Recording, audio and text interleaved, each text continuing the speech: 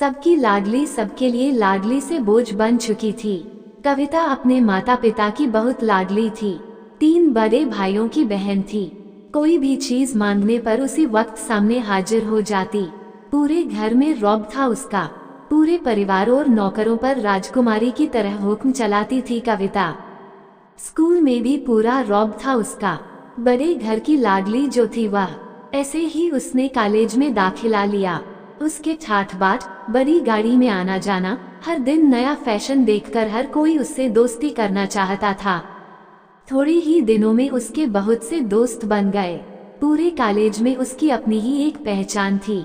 इन दिनों उसके घर एक रिश्ता आया। खानदानी लोग थे और पापा की पुरानी जान पहचान थी उनके साथ। कविता के साथ कोई जबरदस्ती नहीं थी, पर कविता ने फिर भी हाँ कर दी, क्योंकि वह अपने परिवार से बहुत प्यार करती थी। वह जानती थी कि वह लोग उसका अच्छा ही सोचेंगे।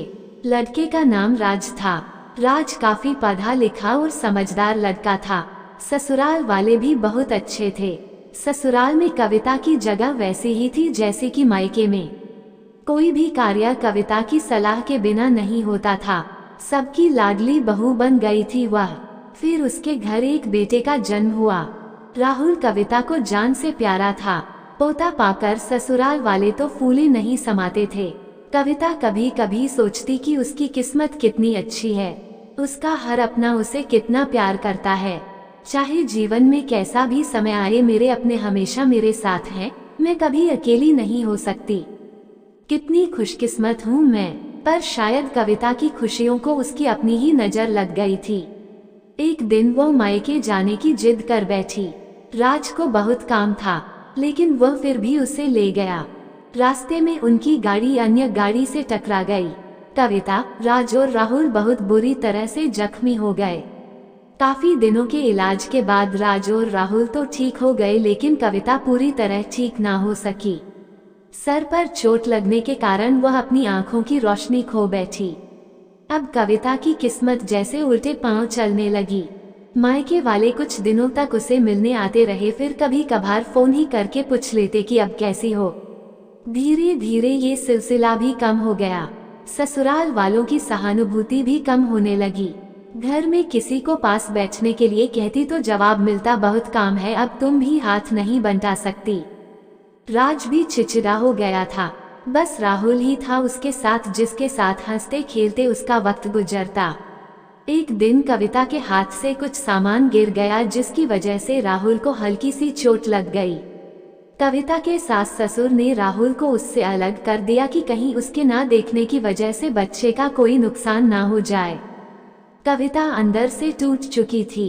एक दिन उसने सबके सामने मायके जाने की इच्छा रखी तो राज उसे तुरंत मायके छोड़ आया, जैसे कि वह भी यही चाहता था। लेकिन राहुल को उसके साथ नहीं भेजा गया। कविता कभी राहुल से दूर नहीं रही थी, पर अपनी कमी के कारण उसने ज्यादा बहस नहीं की। कविता को लगा कि वह 3-4 दिन वहां रहेगी तो थोड़ा हवा पानी बदल जाएगा, क्योंकि वह कितने दिनों से कहीं भी बाहर नहीं गई थी। घर वाले भी इतने दिनों बाद उसे देखकर कितने खुश होंगे। कविता के घर पहुंचने पर सब लोग बहुत खुश हुए। खाने में सब कुछ कविता की पसंद का ही बना था। उसने अपने मम्मी पापा और भाई भाभीओं से दिल खोलकर बातें की। उनके छोटे छोटे बच्चे भी बुआ के साथ घुल मिल गए थे। रात को सोने के वक्त जब वो कपड़े बदलने लगी तो उसे पता चला कि उसका बैग तो बहुत भरा हुआ था। वह सब समझ गई। वह बहुत उदास हो गई। कुछ दिनों तक तो सब ठीक रहा, फिर जैसे सब बदलने लगा। सबका व्यवहार बदल रहा था। वह लोग जैसे थक चुके थे उससे। सब लोग घुमा फिरा कर पूछने लगे कि राज कब आ रहा है उसे ले जाने। वह बहाना बना देती, जबकि वह जानती थी कि उस घर में अब उसके लिए कोई जगह नहीं। कविता से चलते वक्त कुछ न कुछ नुकसान हो जाता। थोड़ी बहुत टोका-टाकी उसे सुनाई देती, वह टाल देती। एक दिन उसके हाथ से लगकर एक कीमती फूलदान टूट गया। छोटी भाभी ने बहुत हंगामा मचाया। कविता के माता पिता रोज रोज के झमेलों से तंग आ गए थे। उन्होंने राज को खुद से फोन कर दिया। राज कविता को अपने घर ले गया। कविता को अपने परिवार वालों से ये उम्मीद ना थी। जिस कविता के कहे बिना घर में एक पत्ता भी नहीं हिलता था, उस घर के लिए वह अब बोझ बन चुकी थी। राज के साथ ससुराल आते वक्त वह बहुत खुश थी, क्योंकि वह अपने घर जा रही थी, अपने जिगर के टुकड़े राहुल के पास। परंतु ये खुशी भी कुछ पल की ही थी। सारा बंदोबस्त पहले ही किया हुआ था। कविता को सीधे ऊपर वाले कमरे में पहुंचा दिया गया। राहुल से दूर रहने की सख्त चेतावनी दी गई। एक कामवाली लता को उसकी जिम्मेदारी सौंपी गई, जो उसके खाने पहनने जैसी जरूरतों का ध्यान रखती। कविता ज्यादातर चुप ही रहती। कभी कभी कामवाली लता से थोड़ा बतिया लेती। उसके जरिए राहुल का पता चल जाता। सबकी लाडली बेटी और बहू सबके लिए लाडली से बोझ बन चुकी थी।